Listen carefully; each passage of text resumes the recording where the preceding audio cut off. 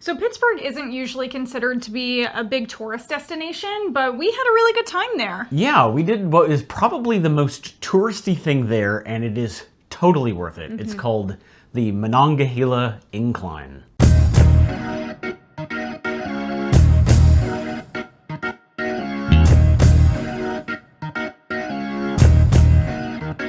Hi, I'm Adam. And I'm Phoebe. And we are in the Great Wide. We decided to visit Pittsburgh because we have friends there, so we made it a stop on our big old train trip across America and back. We really had no idea what to expect in Pittsburgh. It was a place that we hadn't really considered visiting before. Yeah. It was kind of the wild card destination on our train trip, but we ended up really loving it.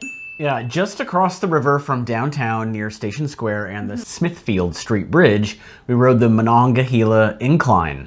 It was designed and built by Prussian-born engineer John Andres in 1870, and it's the oldest continuously operating funicular in the entire United States. And it's so much fun to say funicular.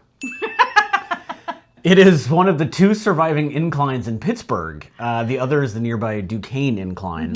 From the original 17 passenger-carrying inclines built there starting in the late 19th century. Yeah, it's a lot of inclines, a lot of funiculars. A lot of funiculars. They needed them. It was there was a reason. There was a reason. Yeah. It was listed on the National Register of Historic Places in 1974. Which is very cool. So it'll always be there. Yeah. It can't be torn down or anything. Yeah, and it's 635 feet in rail length from the bottom to the top, and it's a 35-degree incline, and it gains, it's steep. It's steep. But it gains 367 feet in elevation. It travels at a zippy 6 miles per hour and can carry 23 people per car. Since it opened in 1870, it's been renovated 3 times and changing it from steam powered to electric in 1935. Good for them. Which is crazy for me to think, having wrote it, that it was steam powered. That blows my mind. Yeah. So essentially the Monongahela Incline was created because coal workers had to live at the top of Mount Washington, but the coal plants were down by the river and the workers needed an easy way to get up and down the hill. Locals still use it as public transportation, but it makes for a fantastic tourist attraction. It really does. It does. Yeah. And you can get to the Monongahela Incline via the Pittsburgh Regional Transit's Station Square stop on the red, blue, or silver light rail lines. A round-trip ticket costs $3.50 for adults, $2.50 for kids aged 6 to 11. Seniors with an ID and kids under 6 ride for free. You can also choose to go up the Monongahela Incline and then walk the mile down to the Duquesne Incline to go back down, but that will require separate tickets because they are owned and operated by different entities. The Duquesne Incline is also up a hill, so it can be a bit of a hike to get up to it if you go up the Monongahela Incline and then over to the Duquesne and go down, so just be aware.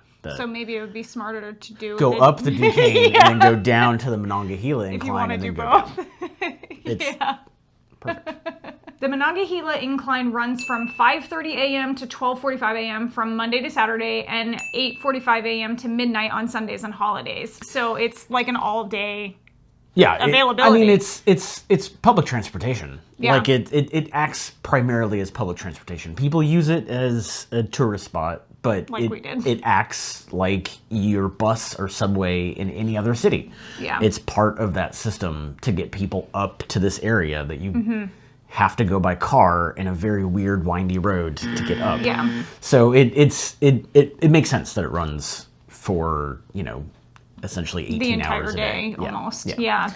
You'll be staged as the car arrives in the station. They have steps that go up. You'll get on the sides, so make sure not to block anyone as they're exiting because they'll come out. It's narrow, but they'll come out, step out, and head down, so you can then step in.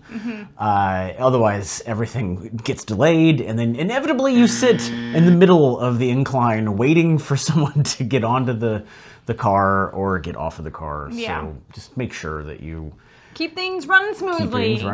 Yeah.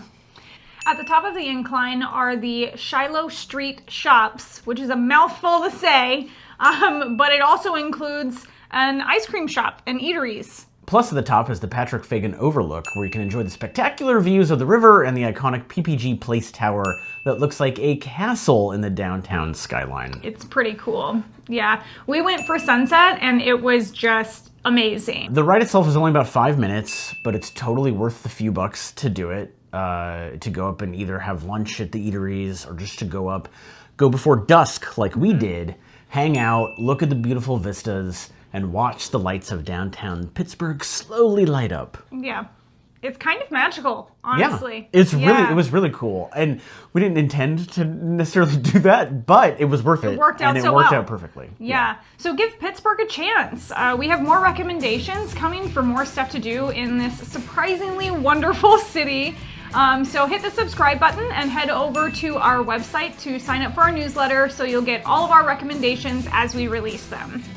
Thanks so much for watching, and we will see you in the Great Wide somewhere.